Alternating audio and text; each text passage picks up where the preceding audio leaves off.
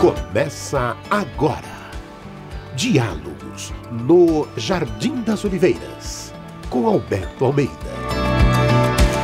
Queridos amigos, em que pese dezembro nos remeter às festas natalinas, em que pese o mês último do ano nos projete para a figura excelsa de Jesus, há reflexões inevitáveis de que dezembro não é só o momento de troca de presentes, de confraternizações e de festas.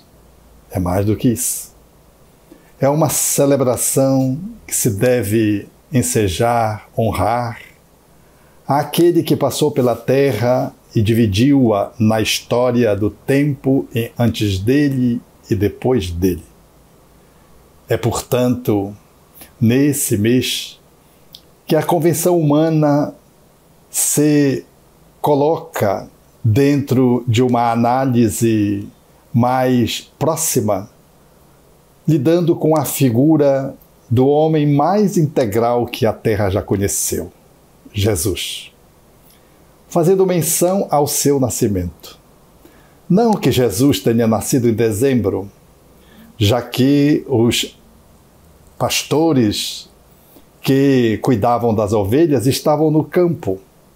Os historiadores são convergentes de que Jesus não nasceu em dezembro. Talvez em abril, outubro. Todavia, dezembro foi o mês escolhido porque era a celebração das festas romanas, uma semana, em que se comemorava reverência aos deuses. E justo o dia 25 era o solstício de inverno, a noite mais longa do ano. E então, ao longo da semana, e especialmente neste dia, faziam-se as honras à deusa Mitra, para que ela pudesse fazer valer o sol invencível, que deveria vencer a grande noite para poder proporcionar o advento mais tarde da agricultura com a claridade advinda. Era, portanto, uma luta da luz contra a sombra. Naturalmente que os pagãos, em fazendo essas comemorações, se entregavam ao que era típico na época. As celebrações eram recheadas de alimentos, festas, bebidas. As comemorações se alongavam dia após dia à moda romana, entretecendo assim homenagem aos deuses, para que eles pudessem fazer valer a claridade sobre a sombra. Houve, portanto, uma decisão estratégica do imperador, ao escolher o dia 25, elegendo-o para caracterizar como sendo o dia que Jesus nasceu. Mas Jesus não nasceu nesse dia. Que importa? Importa que ele nasceu. Importa que a figura de Jesus desceu à terra materializando-se como se o amor se fizesse carne. Todavia, no correr da tradição, as festas que deveriam honrar Jesus tomaram as características romanas e até hoje, dezembro, ele nos remete às festas, mas as festas que têm mais ao sabor à moda romana do que à moda cristã, se é que assim poderíamos dizer numa linguagem atualizada. É que quando celebramos dezembro e vamos nos aproximando do dia 25, surge então uma correria em torno das confraternizações, das festas,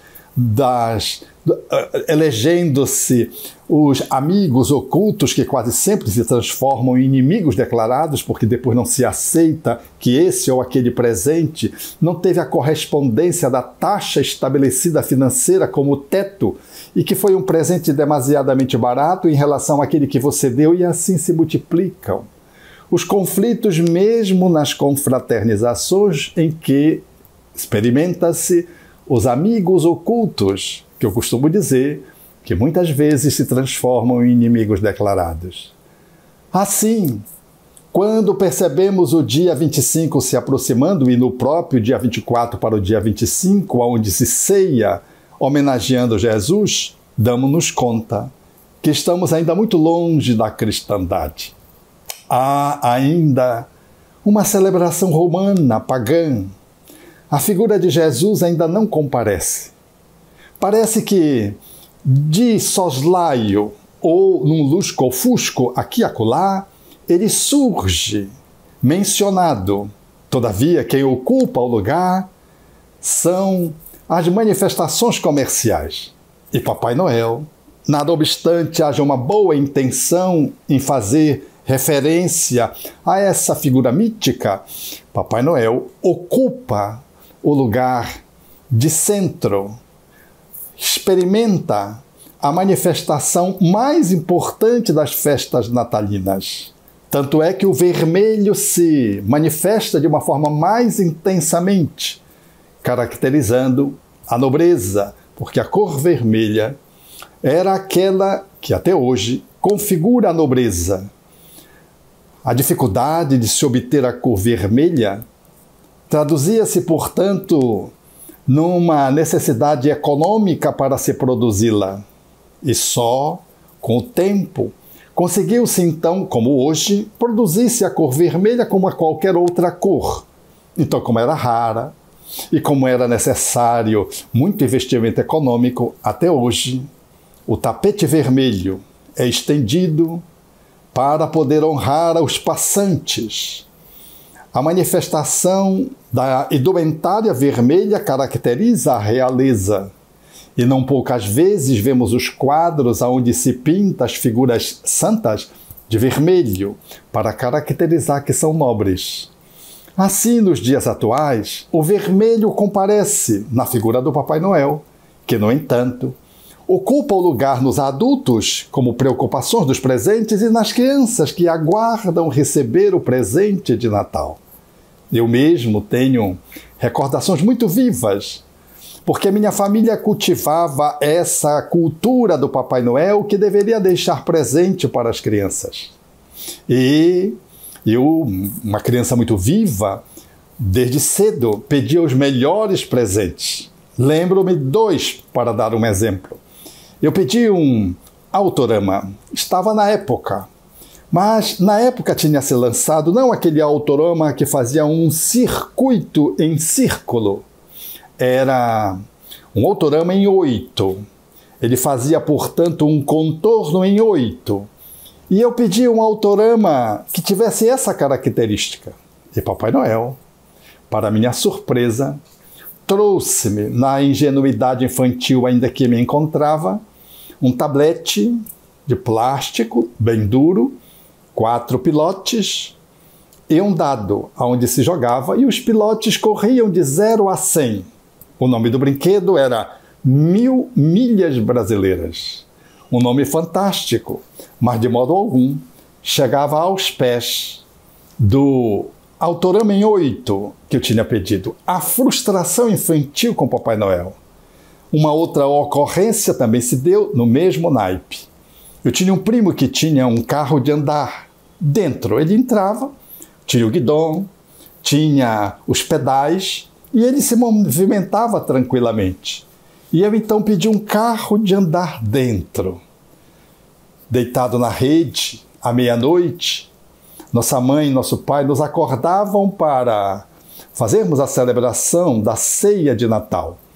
E logo olhávamos para o chão, para onde estariam os brinquedos solicitados. E eu estava na rede para dar espaço para que o carro pudesse ser colocado. Quando eu olhei, tinha um carrinho vermelho incluso, com barbante para ser puxado. Uma frustração. Não era o carro de andar dentro, mal cabia o meu pé sobre o carro, que era de puxar. Um carro que na convenção humana da pobreza era um carro de luxo. No entanto, Não era o carro de andar dentro que a criatividade infantil, sempre procurando sonhar com aquilo que é de mais belo e melhor, tinha solicitado. O consolo foi que minha irmã pediu um piano de cauda. Ora, um piano de cauda, vocês imaginem, para pais assalariados. Na época, apenas o meu pai trabalhava e ficava aqui e acolá com as internações decorrentes de uma doença psiquiátrica, o que abalava o sistema de sobrevivência financeira, e a família ficava às expensas dos familiares, que faziam então o desdobramento de bolsas alimentares a fim de suprir a necessidade básica da família. Assim, não havia recursos para comprar qualquer que pudesse ser um instrumento musical, muito menos um piano, e muito menos um piano de cauda. A minha irmã, nesta oportunidade do carro, olhando para debaixo daquilo que deveria ficar o piano, que era ao lado da sua cama, olhou para perceber se tinha alguma cartinha, porque não viu o piano. Estava apenas o seu sapatinho, um junto do outro. E deu-se conta que ali perto do sapatinho estava um piano. Era um pianinho, que tocava uma música que até hoje eu lembro. Cai, cai, balão, cai, cai, balão, cai aqui na minha mão. Não cai não, não cai não. Então, ela ficou absolutamente enraivecida. Os meus irmãos mais adultos, ali naquela ocorrência, zoavam dela, dizendo que o Papai Noel trouxe o piano, mas o piano de cauda era muito grande, não passou pela janela. Então ele deixou aquele que era possível ter acesso. Ela ficara ainda mais aborrecida, e tanto mais quando ela notou que ao lado do piano, como uma compensação, ela ganhou uma travessa. Ora, os pais pobres sempre davam presentes que eram úteis para os filhos durante a sua jornada. A travessa era para contornar os seus cabelos longos, loiros, compridos, que se esvoaçavam, caíam sobre o rosto. Então a travessa era o que ela necessitava para poder viver de uma forma menos desconfortável quando o cabelo suarento ou não caía sobre a sua face. A travessa não tinha nada a ver com o pedido que ela tinha feito. Ela não queria uma travessa, ela queria o piano de cauda. Papai Noel, portanto, ficou consagrando-se dentro do período de dezembro como aquele bom velhinho para os ricos, porque para os pobres eles não chegam. Por isso, mais tarde, a nossa instituição, quando tomou consciência da necessidade de minimizar as dores das crianças pobres e miseráveis, estabeleceu um critério que foi a partir de uma cultura familiar nossa, já adultos, espíritas. Passamos a entender de que quem é o aniversariante é a figura excelsa de Jesus. É a ele que devemos presenteá-lo. E se pudéssemos perguntar qual presente ele gostaria de receber, por certo, ele deveria nos informar sobre os pequeninos, que seriam aqueles que tinham fome e não tinham comida para comer, que estavam nus e gostariam de ser vestidos, estavam presos e não eram visitados, aqueles que estavam, de algum modo, doentes, na escassez. Quando fizéssemos aos mais pequeninos dos nossos irmãos, diria Jesus, é a mim mesmo que fizeste. Jesus, então, é esse pequenino que circula nas vias públicas, alcoolizados, homens debaixo das marquises junto com as mulheres, crianças que perambulam como se fossem pardais esperando crescer para mais tarde, no crime, experimentarem a morte. São os pequeninos que estão aprisionados, seja nas penitenciárias, sejam aqueles que estão engaiolados em mansões de ouro, mas frias, pela indiferença com que convivem ali com o mundo, experimentam solidão e não poucas vezes buscam a morte pelo suicídio. Os pequeninos são aqueles que não têm recursos para comprar uma casa ou suficiente para poder ter a vestimenta digna ou para deter uma alimentação capaz de suprir as necessidades familiares. Também são pequeninos aqueles que estão desvestidos de fraternidade, aqueles que não têm a túnica nupcial da humildade, da compaixão, da generosidade, aqueles que têm fome de amor e tentam supri-la através da dependência química, do álcool, de substâncias psicoativas mais invasivas, da cannabis sativa. Pequeninos, portanto, são esses diversos seres humanos que são espíritos reencarnados, em regime de dor, independente de classe social. Os pequeninos são aqueles que usurpam do poder e esmagam os mais fracos. Os pequeninos são aqueles que frágeis se revoltam e se voltam contra a sociedade cometendo crimes também.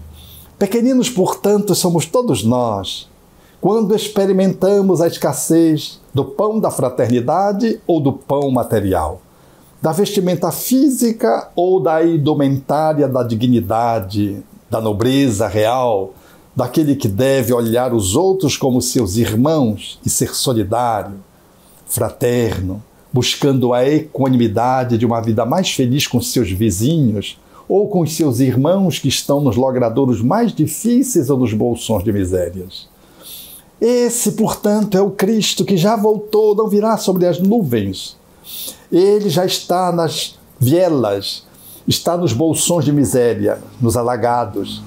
Ele está também encastelado nos países nobres de recursos financeiros, cujo índice de DH é altíssimo, mas cujas pessoas, na conta de cidadãos, estão se internando para o suicídio assistido. Os pequeninos são aqueles, portanto, que têm necessidade de Cristo ou de ser visitado por um cristão. Assim, o nosso grupo familiar e depois institucional estabeleceu que o presente deveria ser dado a Jesus. Substituímos nas celebrações familiares a troca de presentes, que era habitual, e começamos a trocar fraternidades. E juntamos os recursos para atender aqueles que margeiam a sociedade. Já na instituição, visitávamos as regiões mais sombrias para, em nome do Cristo e não do Papai Noel, ensejar oferecer uma lembrança que pudesse conectar aquela criança e aqueles adultos à figura do aniversariante. Levávamos, portanto, bolsões de recursos materiais ao lado dos presentes, que a única coisa que agrada uma criança é brinquedo. Multiplicávamos os brinquedos como fazemos até hoje, para, em nome do aniversariante, presentear os pequeninos que representam no nosso cotidiano. Assim, nós fomos cristianizando o Natal. E as celebrações, portanto, começaram a ganhar um tchon, um tan, um colorido de espiritualidade superior. Porque nós fomos nos desvestindo das coisas para impregnarmos do ser, que é a mensagem do aniversariante. Não que tenha algum problema fazermos uma celebração na ceia, no almoço, no jantar, no café da manhã, ou encontrarmos os amigos do trabalho, da família. Não tem nada contra isso.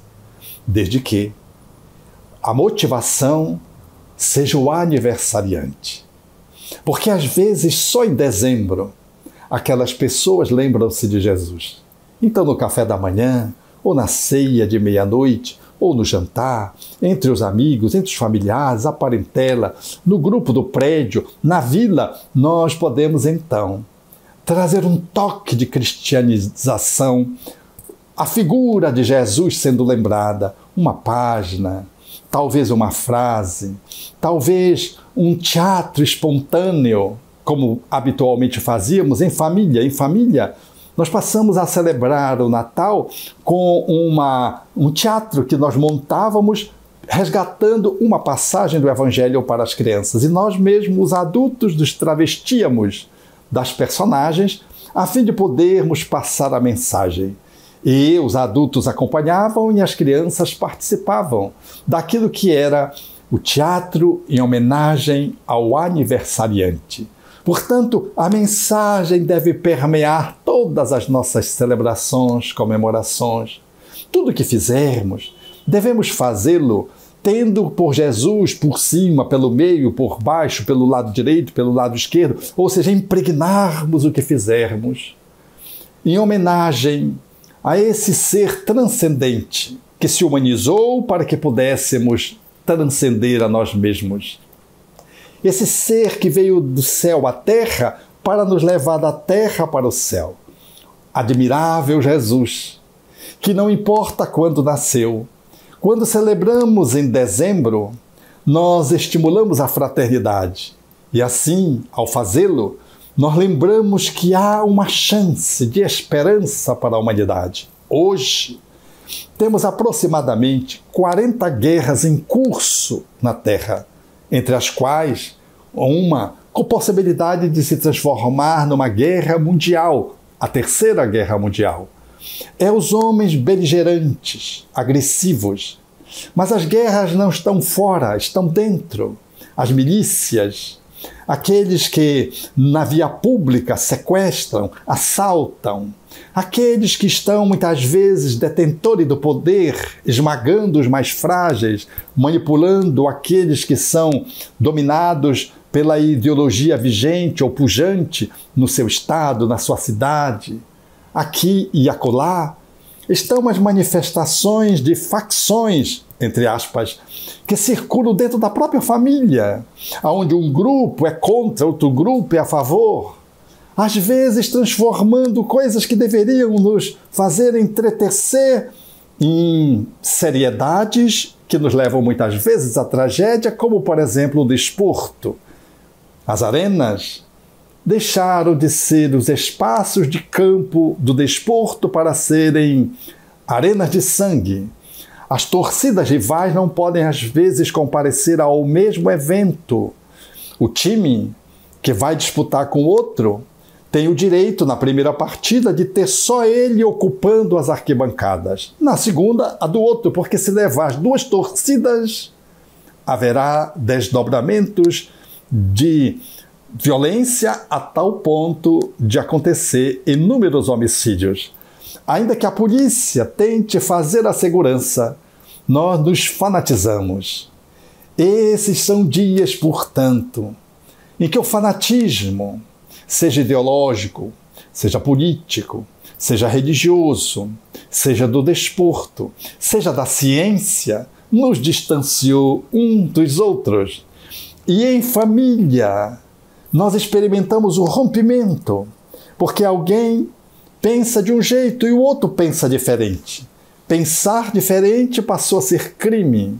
E mesmo em família, muitas vezes, nós rompemos laços por conta dessa pressão externa que nos contamina e esquecemos que somos cristãos, cristãos espíritas ou espíritas cristãos.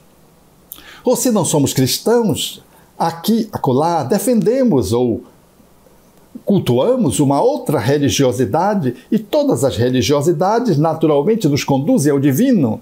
E ainda assim, quando se vê, nós estamos rompidos. Uma guerra fria. Alguém não pode comparecer ao mesmo ambiente que o outro em função desta ou daquela querela. Enfim, não há só 40 guerras na Terra nesses dias. Há necessidade de uma quarentena de paz em família. Nós precisamos, dentro do centro espírita, olharmos uns para os outros com mais fraternidade. Entendermos aqueles que estão, muitas vezes, à frente da tarefa, que têm limites. Também são pessoas falíveis. Mas compreendermos que aquele que chega assaltado pelas dúvidas, inquietos pela obsessão, trazendo conflitos emocionais inúmeros, esse também é filho de Deus e busca a casa espírita como se buscasse Jesus. Olhar na casa espírita como esse ambiente de fraternidade autenticamente cristã, para vivermos Jesus em nós, portanto, o cristianismo é o dever de agora. E dezembro é uma experiência que impulsiona-nos a uma melhor aproximação de Jesus. E quando chega dezembro, nós experimentamos essa mística, onde tem uma melancolia, onde tem uma tristeza surda e onde tem uma alegria. Parece que fica uma disputa, é natural compreendermos.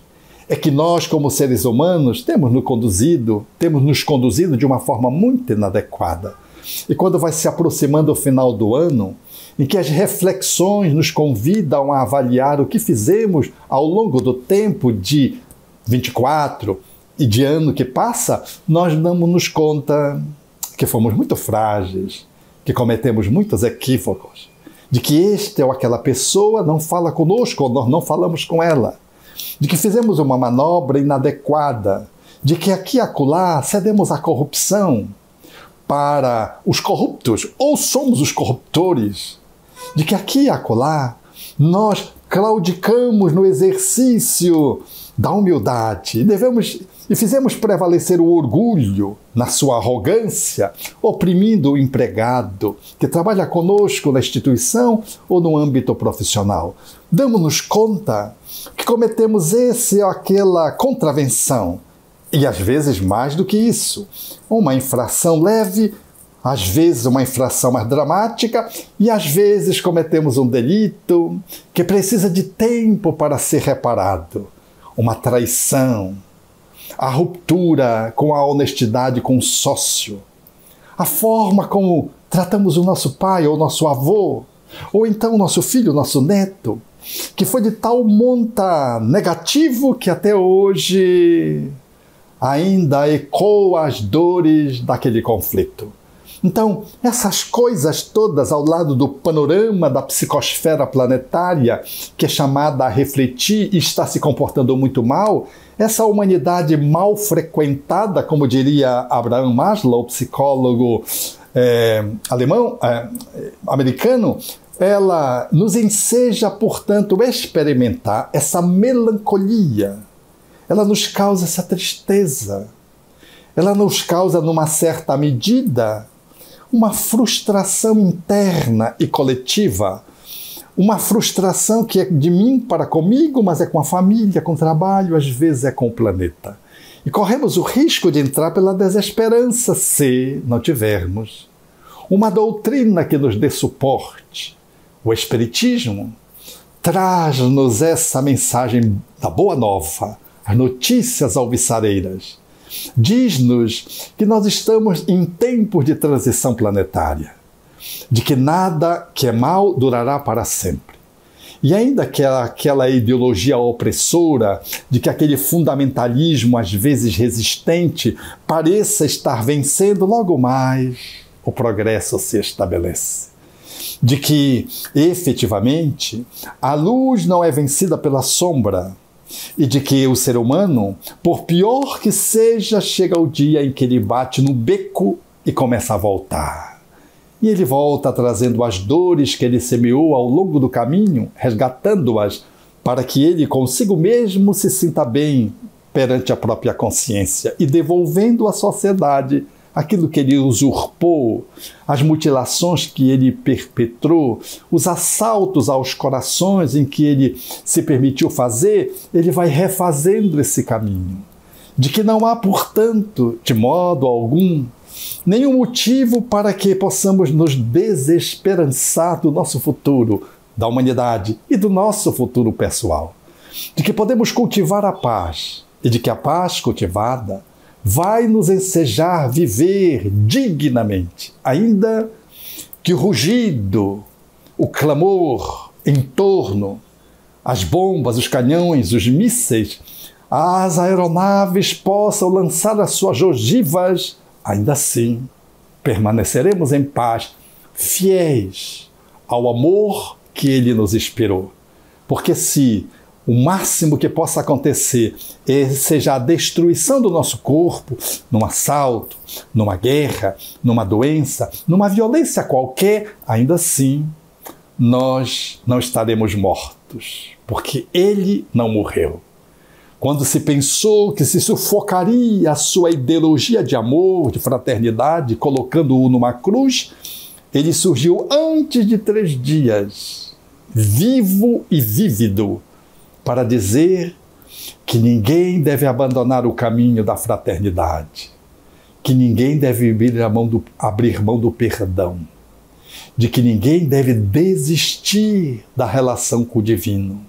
Fiel, emergiu depois da cruz sem ofender a ninguém, sem lamentar a ninguém, apenas para reparar as dores dos corações sofridos que experimentaram a gratidão, o abandono, o achincalhe, ou que tomaram parte do assassinato do qual ele foi vítima.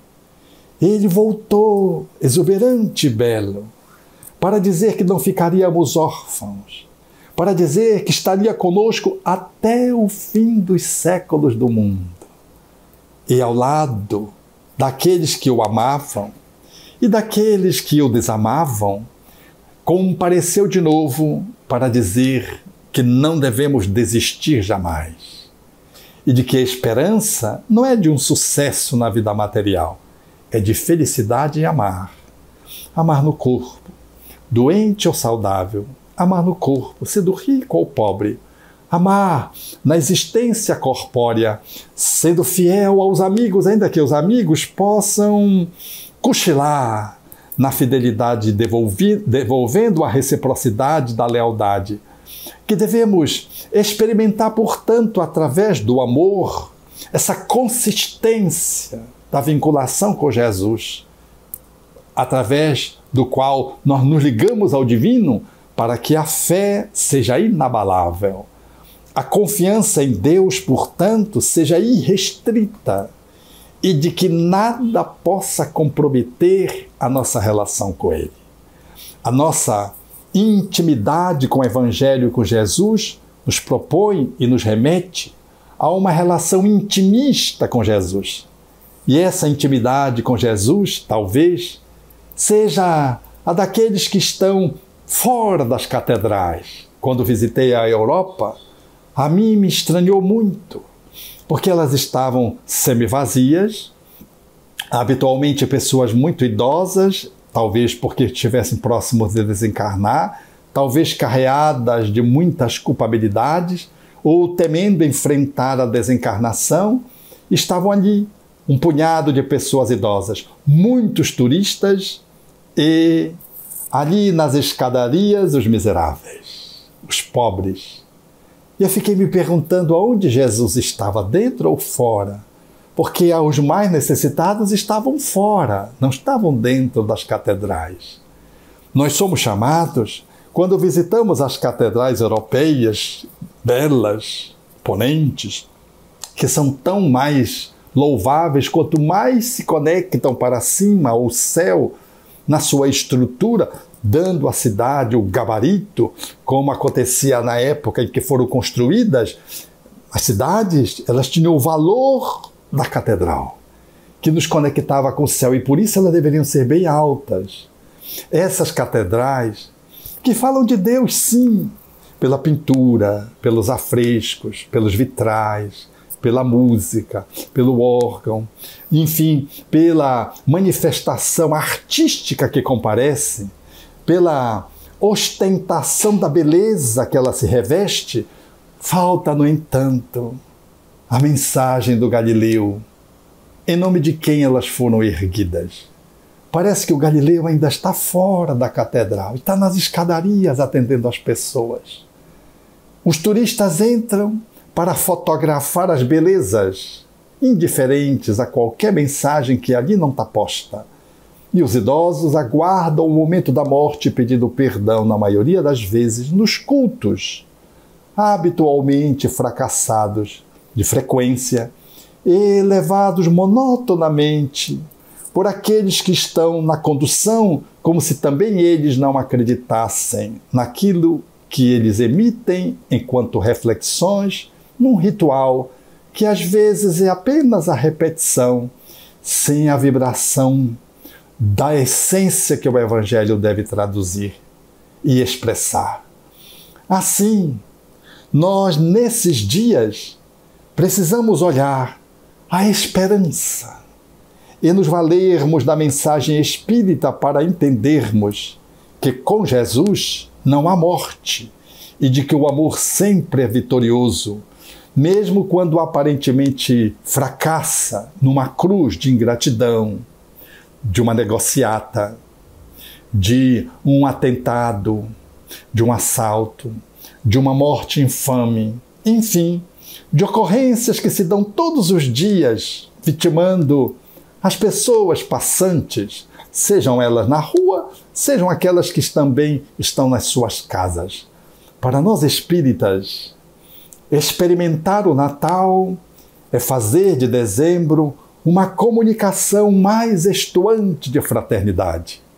Porque Jesus é tão grande que ele não cabe num mês, e muito menos num dia. Jesus é tão extraordinário que ele não pode ser cultuado ordinariamente.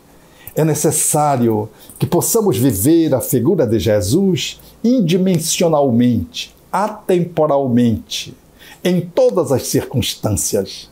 Mas dezembro é um chamamento a mais para os indiferentes, para aqueles que nunca ouviram falar de Jesus, para aqueles que não sabem o que significa cristianismo, para aqueles que acham que Jesus é apenas um culto externo. Somos então daqueles que fazem parte do grupo de reflexão em que dezembro é uma oportunidade, não de fazer catequese, de ir em busca das ovelhas perdidas, violando-as, não.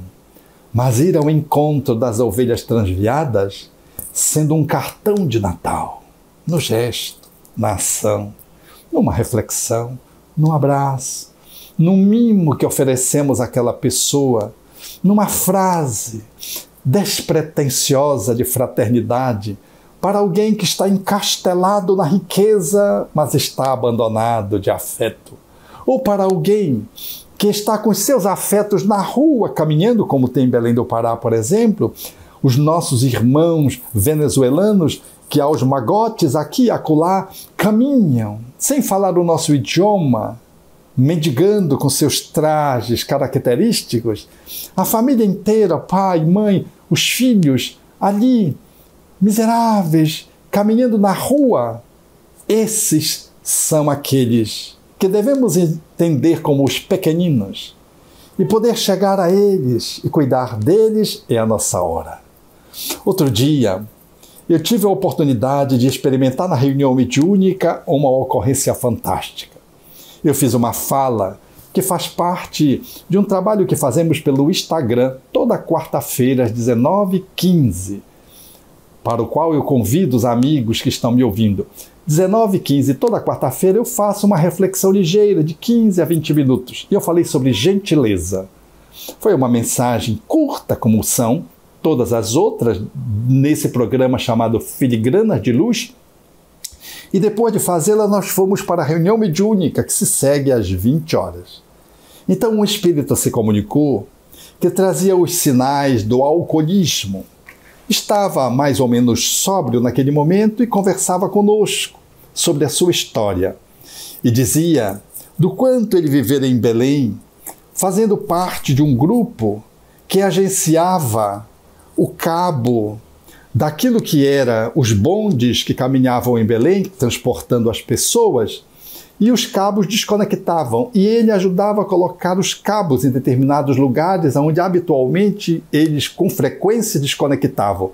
Mas isso ensejava-lhes sentir choque, o que maltratava o corpo, mas ele se arriscava com alguns outros poucos para poder ganhar o prêmio, que era uma garrafa de bebida. Então ele disse-me que havia um cidadão que conversava com ele, oferecia-lhe habitualmente café e que era um bom homem e que dizia para ele, na conversa, quanto servia o lanche, de que a vida não era só aquilo. Então esse espírito que eu estava dialogando com ele trouxe-me essa notícia e eu comecei, conversando com ele, a vasculhar aquilo que deveria ser uma possibilidade de dar consistência para resgatá-lo daquela situação num caminho agora de atendimento mais efetivo às suas necessidades espirituais, porque ele já estava há um longo tempo nessa situação fora do corpo. Então ele disse-me assim, esse homem que se chamava Humberto era um homem bom e quando eu tentei puxar a família, ele disse, não, eu era uma família de 8 pessoas, meu pai e 8 irmãos. Mas eu não me lembro de nenhum, não tinha nada de bom, nós éramos miseráveis, eu não me lembro de nada, de bom mesmo, eu só me lembro do Humberto, que era um homem bom. Ele me dava o lanche e conversava comigo. Eu achei interessante porque ele dava um destaque para a conversa, que era exatamente o ponto fundamental que fez com que Humberto fosse inesquecível. Não era o lanche somente, era o lanche e o atendimento, o diálogo, a fraternidade. A vida não é só isso, dizia para ele. E eu disse, onde está Humberto? Achando que Humberto poderia talvez estar ali na reunião mediúnica para atendê-lo. E ele disse, ele foi para o Rio de Janeiro, ele se transportou para o Rio de Janeiro. E quando eu estou atendendo, acabando de atender, lá pelas tantas, ele diz que tem uma pessoa que está querendo ler algo do Humberto para ele. E quando a pessoa lê um poema de Humberto de Campos. E ele se emocionou e disse, eu não sabia que Humberto, que trabalhava na Folha do Norte, que era um jornal da cidade da época, ele gostava de poesia, eu também gosto de poesia. E foi um momento emocionante. E o espírito que leu a poesia disse para ele, você precisa se cuidar, e depois que você estiver bem, nós vamos levar você ao Rio de Janeiro para encontrar Humberto. E ele ficou muito feliz com aquela notícia, porque ele ia poder reencontrar aquele homem bom que passou pelo seu caminho. Para nós foi uma grande surpresa, porque o poema era de Humberto de Campos. Mas como somos espíritas, muito criteriosos acerca da autenticidade das mensagens, essa mensagem era psicofônica, a narrativa do espírito acerca do outro que lera o poema tinha o título do poema. Então, quando concluiu-se o atendimento e ele aceitou ficar sendo cuidado na instituição, que é o Jardim das Oliveiras, deu-se então que após a reunião nós fomos consultar, mas como Humberto de Campos é maranhense? E fomos ver, após a reunião, ali mesmo, que Humberto de Campos viveu em Belém do Pará e que aos 17 anos, jovem, portanto, estava como o jornalista da Folha do Norte que o espírito que vivera o alcoolismo fizera menção, de que ele vivera em Belém aquele tempo, depois se transportando para o Rio de Janeiro, conforme o espírito tinha falado.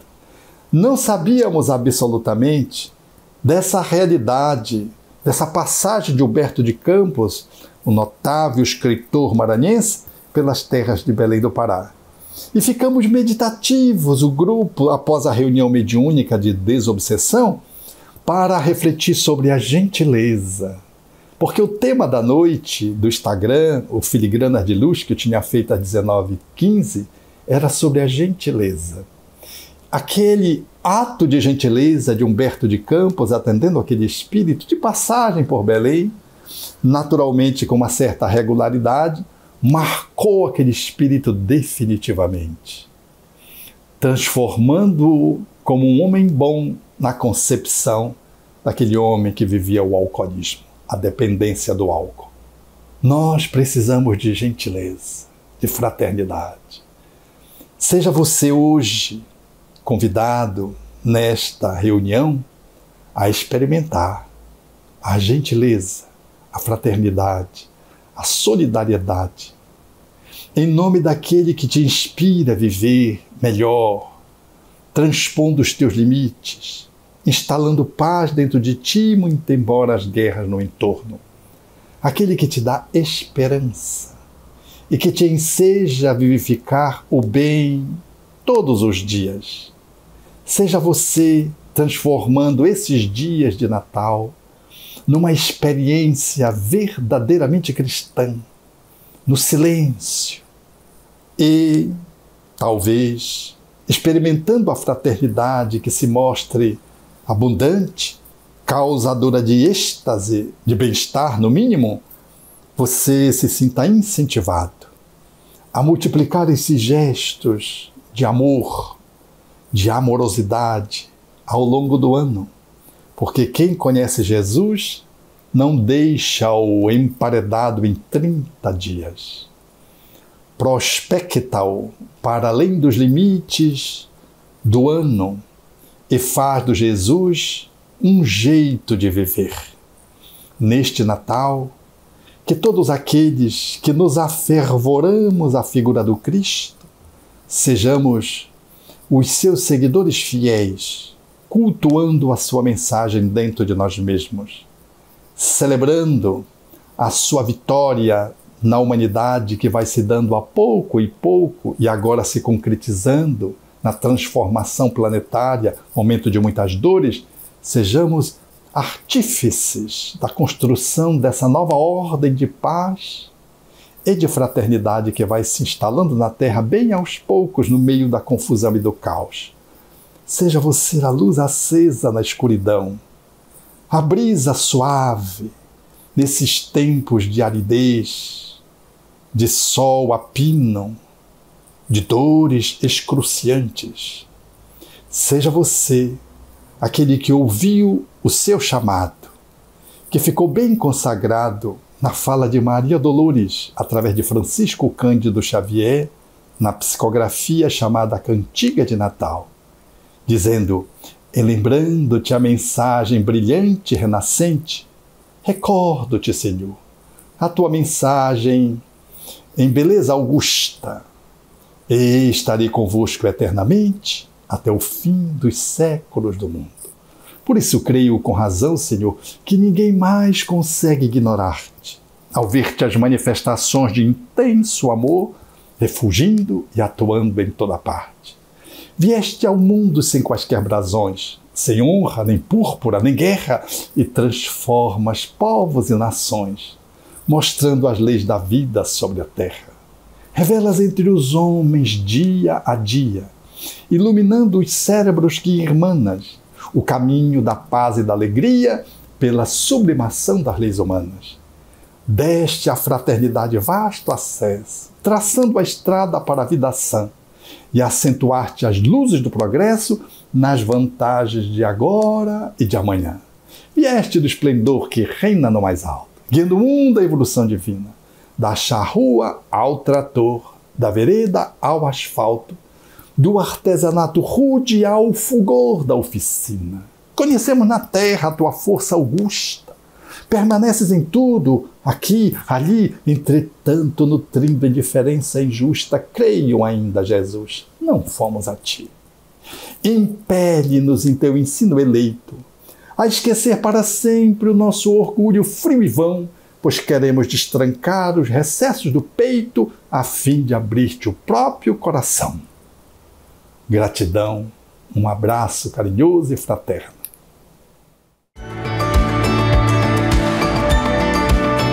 Você acompanhou Diálogos no Jardim das Oliveiras, com Alberto Almeida.